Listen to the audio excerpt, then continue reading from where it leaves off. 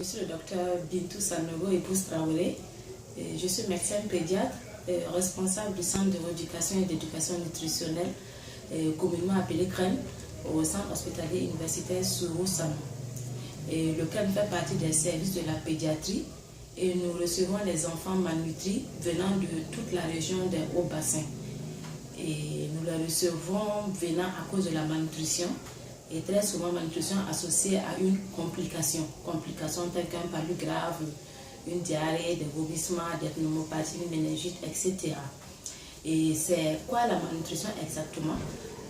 La malnutrition, c'est une inadéquation entre les besoins et les apports en nutriments chez l'enfant. Et il y a trois grands facteurs qui peuvent expliquer la survenue d'une malnutrition chez un enfant. Il y a des facteurs alimentaires, c'est-à-dire soit c'est la quantité de repas qu'on donne à l'enfant qui n'est pas suffisante, qui peut aboutir à une malnutrition, ou bien c'est la qualité. L'enfant peut manger beaucoup, mais la qualité lui est pas. Ça peut aboutir à une malnutrition. L'autre facteur, ça peut être des facteurs infectieux, c'est-à-dire l'enfant a une infection qui fait qu'il n'a plus d'appétit, il ne mange plus. Ça peut aboutir à la malnutrition.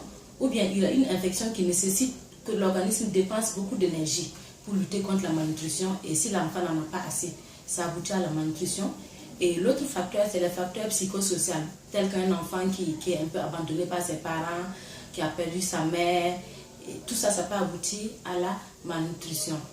Donc un enfant malnutri, comment ça se passe? Comme il manque d'énergie, il va réduire toutes ses activités. Et dans la réduction de ses activités, il va arrêter de s'amuser, il va arrêter de jouer et de rire. Il s'enforme comme dans une sorte de bulle et il n'est plus en contact avec son environnement, son entourage.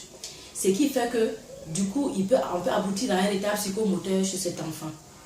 Et d'où l'importance de la stimulation sensorielle chez ces enfants pour les réapprendre à s'amuser, à rire, à rentrer en contact avec leur milieu extérieur pour qu'ils recommencent à vivre en quelque sorte, qu'ils reprennent à avoir goût à la vie en quelque sorte. Il ne suffit pas seulement de les traiter du point de vue médical et leur donner à manger. Il faut également voir ce côté, cette stimulation sensorielle qui les aide à rentrer à nouveau en contact avec leur milieu extérieur, à apprendre à nouveau pour ne pas avoir de retard psychomoteur. D'où l'importance de la stimulation sensorielle. Et c'est là que nous remercions beaucoup les Clowns sans frontières. Nous remercions vraiment cette collaboration. Et ils nous soutiennent dans ce sens depuis 3 ans bientôt, dans cette stimulation de nos enfants malnutris. Et chaque année, ils font des rapports de leur activité et on se rend compte qu'effectivement, depuis qu'ils sont là, ça aide beaucoup à la récupération de nos enfants. Une fois de plus, nous remercions cette activité.